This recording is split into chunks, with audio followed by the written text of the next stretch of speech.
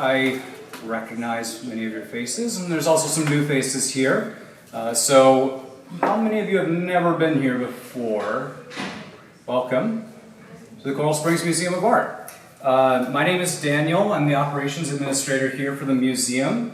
So I have the pleasure of introducing our speaker tonight, and also a couple of other things that are of interest that I'm just going to check off before we begin here. Those of you who are of the Guild, we're going to talk about a couple things after, too, if you have time.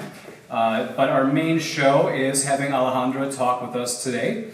But there's a few things going on now in the museum that I want to call everyone's attention to. The first is, of course, the exhibits that we have up right now. In the east, we have the Toxic Nature Studios show, which is an artist named Scott Schneider, who focuses on picking up garbage from the environments, photographs those things, and makes his large-scale prints out of them. You'll also see some of his mixed media sculpture back there made out of said found objects. So the name of that show is Which Side Are You On? And it's sort of presenting what we want to do with the future of the planet. Likewise, ecology is a part of this show as well. So this is near the rivers. There are many large springs. So we have 4 artists that are a part of this. One is a duo. And this show represents varying points of view and comments on the state of the ecology of Florida in particular. So there's a write-up over there on the wall that I suggest you look at. Is going to do far better justice to the spirit of the show than I can do briefly here right now. So please enjoy the work if you have not had a chance to do so already. A couple of upcoming things and immediate things. So I don't see Lorette. Oh, there's Lorette. If everyone sees Lorette back there, Lorette is one of our artist partners who has jewelry in our store, all handmade work, and she's introducing a new line. So she's here tonight to talk with anyone that has questions about her work, take a look at her new work. There's also a brand new batch of work coming in on Saturday where she'll be doing about a half an hour talk. So there's some flyers up at the front if you're interested in learning more about her work or the discount that there will be on her work. I suggest to take a look at that. So that will be from 11 to 3 on this Saturday, May 11th. So a little something for everybody with her work. Excellent stuff. So aside from Lorette, we have a couple of things just around the corner here with some of the other artists we're going to be doing projects with. So we have artist Kristen Beck, who is going to be a part of an upcoming exhibition. She's making a memory quilt as a part of that exhibit, which involves, does anyone know what a memory quilt is? So those of you who don't, it's, well, a quilt made of memories, either physical in the form of, say, the fabric of some meaningful piece of clothing, or a written message that's then sewn or embossed or whatever into the fabric. So she's going to be addressing Alzheimer's and memory during Alzheimer's Month, and she's going to be bringing awareness about the human brain, basically, to the forefront with her show and with her work. So on May 18th, 10:30 to 12:30, she's going to have a talk and an interactive memory gathering session. So she'll explain the project, you'll see how she works, so that's something to put on your calendar. And we also have a follow-up to that on June 22nd, and that is where we're going to have a fabric drop-off day. That's kind of the last call to be involved with that project. So something really meaningful. If that's of interest to you, please let us know. We can give you some more information on your way out. On June 1st, we have Scott Schneider, who is the artist in this exhibit over here, giving us a talk from 11 to 12 about his process, about his history as an artist, and what you see in the show that's just been constructed here. Then on June 6th, Mary Anais Hegler is going to be doing a book signing here at the museum. So that is Thursday, June 6th at 7 p.m. Probably lasts an hour, maybe 2. And she has a new novel called Troubled Waters that she's going to be introducing and talking a little bit about. So a little bit of a way of getting the literary arts into the museum. Okay, so as I mentioned, we have a really special occasion here tonight. We have Alejandra Abad as our speaking artist. So Alejandra has a really interesting history as an artist, emigrated from Caracas, Venezuela, and then went in a series of incredible jumps in schooling from FAU to the School of the Artists Institute of Chicago to the University of Colorado. Basically, if I'm summarizing this correctly, landing in this rich pool called film, new media, animations wrapped in with it, a lot of things that she's going to explain and you're going to see in her work here. On September 14th, that's the penciled in date, there is going to be a project that Alejandra is going to do, doing some video mapping type things on some of the spaces outside of the museum walls. So that's to be further fleshed out, so we'll talk about that maybe a little bit tonight, but that's one thing coming up, and then in January of next year, that's when you're going to see her show, which is going to have a more robust collection of things. All right, so like I said, after the talk, we're going to have time for some Q&A, and then guild members will also talk with you a little bit as well. But without further ado, Alejandra, you want to come on up? Thank you for coming. Thank you. Hi, my name is Alejandra. Hello. And I'm really happy to be here because like I said, I'm coming back home too. And I'm coming back home as an educator. And so community is a really important part of my work and also memory. And so we're going to be talking about the project that I will be working this summer. It's called Water State. And hopefully we can do a little interactive thing at the end. I really like this idea that art can be for everybody, no matter what age you are, because I think we need that intersection of conversation and dialogue with each other. So a lot of my pieces also are dealing with water, and this is why I kind of chose this, because it kind of fits well with the environmental theme that you'll see in the gallery space. What you see here is the screening for Polimito, which was an animation that received a grant for first generation film from the Knight Foundation and Time Warner. And it was screened here at a film festival called Borscht. And then I took it to Colorado, and it screened at the Lyric Cinema in 2019, and then in the Chicago Night in 2020. It's another film festival. And I want to talk a little bit about, like, okay, so how did this happen? So I was looking at memories. This here is a photograph of my grandmother and my uncles and my mom at the beach. And then the second photograph is my grandfather and the family and my grandma to the right. So this is in Venezuela. And so I created my first piece called Bodies of Water, and it was an animation. The duration is 4 minutes and 33 seconds, and it's really intentional because I was working with this idea of kind of responding to John Cage, who is a performer, artist, and composer, and he did this really famous piece or performance where he had a giant piano and just did not play music. And people were upset. They're like, we came here and you did not play the piano, why?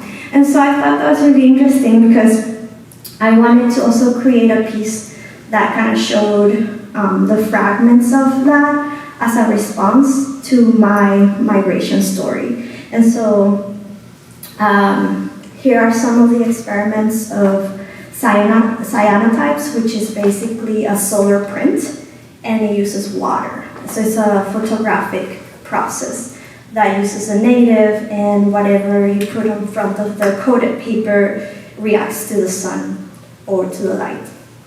And so I started working with these materials, and here are some of the prints that I worked with. And eventually I was invited to exhibit in the Museo of de las Americas in Denver, Colorado. It was a group exhibition called Liminal Space. and it invited people to move the pieces again. So this is why I chose to show this, because as you know, the first one was inviting people to color with me. This was inviting people to move these pieces, because it kind of followed this idea of like, oh, okay, you might be here at one moment, but then you move. And so I kind of wanted to be kind of poetic about that. Also, it was an audiovisual experience, and so I did create a soundtrack, which I'm not going to play, but so a lot of my work after that became very site-specific, meaning that I am in the space and I interact with the space, either through historical context or through the way we are in the space and how I respond to the space. And so I created an art piece at Union Hall, Colorado, Denver, called Biome versus Borders. It was commissioned by Aaron Espelif, and the exhibition was called Coterminus, and it focused on the proximity of the train station to the most polluted zip codes in Denver, which was Globeville. And the thing that hit me the most is that the most polluted zip code in Denver is a migrant town. So that really hit hard, right?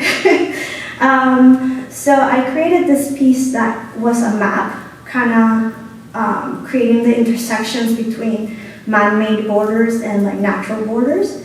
And so this was sponsored by the Mellon Foundation, which is pretty cool, because I was still in school at this point. I was trying to finish my master's in Colorado. And here's another piece of that.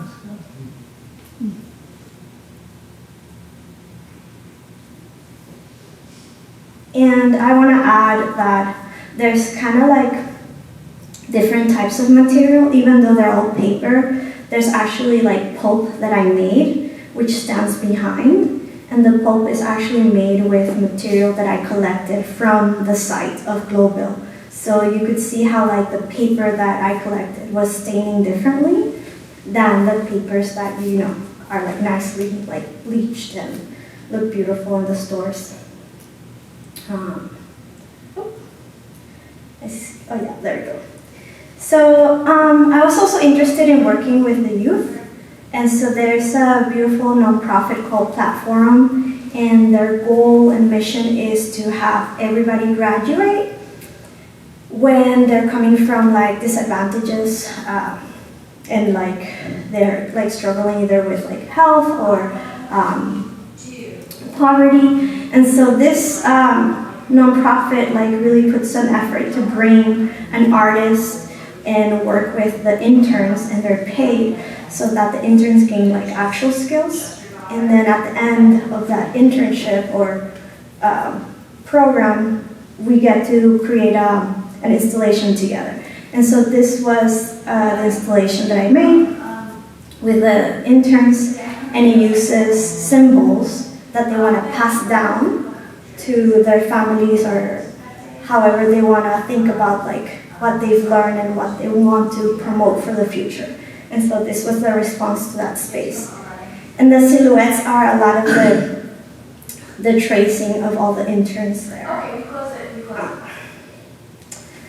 So then around this time, when I was in Colorado, the pandemic happened, and so a lot of museums were closing and people didn't have availability to go see art indoors. So my response was to create art outdoors. And so I started sourcing messages of hope around the city, and I started collaborating with different places in Colorado, and I ended up utilizing these messages and making a version that was animated, and it was projected onto the historic clock tower. And so this invited people also in the city to kind of see their messages. And then it was adopted by the Anything Fall Artist Showcase, which was a collaboration between a library. And so here we are like collaborating together, because we're transitioning to like indoor spaces now with masks. And then after the whole transition in 2022, I was invited to showcase it at the Oregon Convention Center in Portland, and it was like really lovely, all the librarians. And then last but not least, also the Bemis Library, and then the Boulder Library. So they kind of traveled everywhere.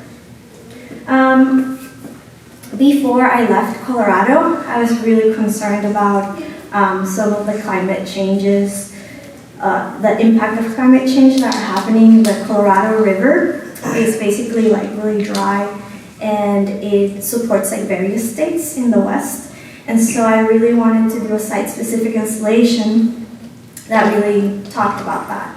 And so the understudy space has a train station, and so I wanted to talk about the diversion of water and shortages. So what happens is when the rain and the snow cycles, like it collects in the mountains, and it's supposed to go through the natural rivers, and then that's how it goes to the reservoirs. But with the diversion, now the water is not going to certain rural areas, only to urban spaces. So there's an issue there with like animal, wildlife, and also farmers who don't have the water to farm their land. And so this was my response to that anxiety, I guess. And so I started creating drawings, but also repurposing like materials that were available at the makerspace in Denver, at CU Denver. And so in the back you see drawings of endangered species, but then you see like a cascade of like hanging pieces with maps, and then projections through them. So you can see a lot of like the shadows of these reflections and of the animals and all of that. And then to close it, I did like a musical performance talking about these anxieties, about where will the animals go, and so on. And so after that, I also was invited to do an event at the Denver Art Museum. And at that point, I was using a lot of projection and animation. And so I created a theme around the spirit survives, because we were kind of like surviving this pandemic and then celebrating that we're still here. And so a lot of my animations kind of cover the entire museum, outside, inside, with dancers, with performance, all of that. And then for my MFA final project, I did like a whole like, okay, I want to do also homage to like the people who have crossed the Arauca River in Venezuela to get medicine or to get a better life. And so I wanted to talk about the crisis in Venezuela. So that's where I got the idea for Forgotten Country Relics of Agency. And it got the fellowship for the summer. So I actually was supposed to travel there, but I couldn't because of the issues with the pandemic. And so I collaborated with a gallery there that was really close to the border. And so I collected a lot of stories, oral histories about like how their journey is, and their memories of like what they're leaving and what they miss. And so it was kind of like a conversation between me and them, kind of thinking about like the ideas that we cherish, like music, folklore, food, more than just kind of extractive. And I created a microeconomy so that I could give them a care package if they wanted to go back, or they wanted a safe passage during this time. So that's how I used the fellowship money. And then this was my exhibition.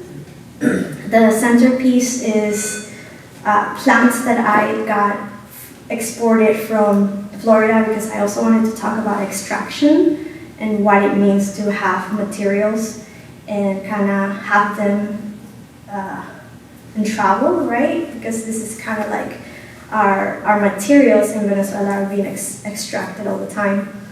And then I also wanted to center the memories of what we love and cherish about Venezuela. And those are the relics. And so that was the piece that I created. Now this piece created kind of like a lot of people wanted to work with me, so I worked with the Arbor Institute to also bring it into their space, and so the space changed again. And then Juliana contacted me with Nomad Projects and said, how would you want to bring some of your work to Florida? And so I exhibited through Memory and Myths in Pompano Beach Cultural Center. And then I also exhibited at Out of Many More Voices of the Americas at the CU Denver Experience Gallery. And now I'm back because I accepted a job at the FAU faculty. I'm an assistant professor in the School of Communications Department and Multimedia Studies. So that's kind of like my journey, and here we are. And so I accepted also to be part of the Bailey Contemporary Arts Center art residency, which I recommend to do. They give you a studio space, they feature you for a month, and then you get to do like a project at the end, which is coming up in June. So my project there was really about my own memories coming back home and thinking like, oh, like why do I remember? Why do I cherish? And this is a picture of me and my sister, and this is my grandfather's garden. And I started to see like images of my grandparents' garden in different places here. So this is how I started like thinking about like tying these ideas together. So I started to draw a lot of the plants that I remember from my grandpa's garden. And then I decided on 9 memories, and I wanted to transform like those 9 memories because the way or like how precise they are is not really the point. I felt like it was more about like what the figure and ground of these like symbols and iterations of these. So again, like transitioning these, which led me to my solo show at the Frank, which is called Lexicon of Plants, and it focuses on the ephemeral nature of creation. And then I'm kind of transforming drawings and iterating these and creating like new symbols. And this is the site-specific scale of this space.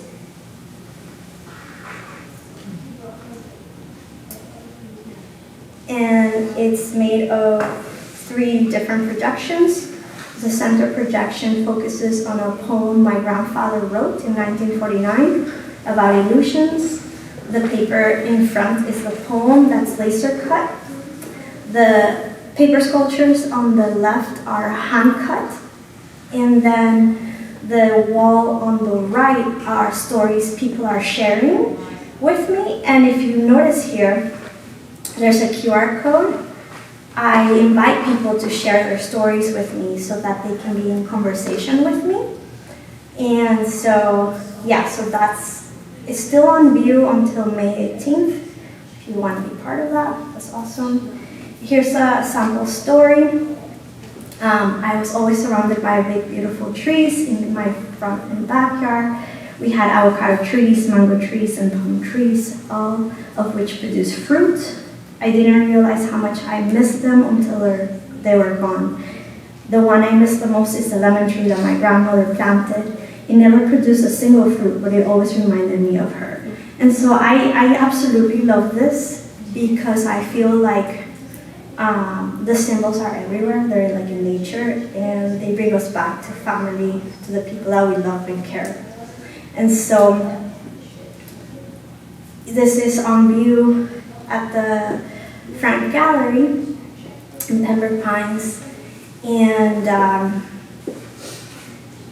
now we're here. Now we're like, where am I now? I am now thinking about Florida as a refuge, right? Like, so many stories are here that I like to like kind of navigate and share. And so what I did is I wrote a proposal, and my proposal got accepted. And so I got the Artist Regional grant from the Broward Cultural Division. And I wanted to share, like, oh, so how did you do it? Like, what did you write? So I wrote this. I said, I will make a short animated collage that celebrates Florida as a place of refuge for flora, fauna, and human populations. And what I mean by that is the story that we share with each other. And so I wanted to center people. And even though it's about awareness of like our environmental spaces, I wanted to also screen the animations via outdoor projections and bring the Everglades and our natural world in spaces that are urban, like the Pompano Cultural Center or the Coral Springs Museum outdoors.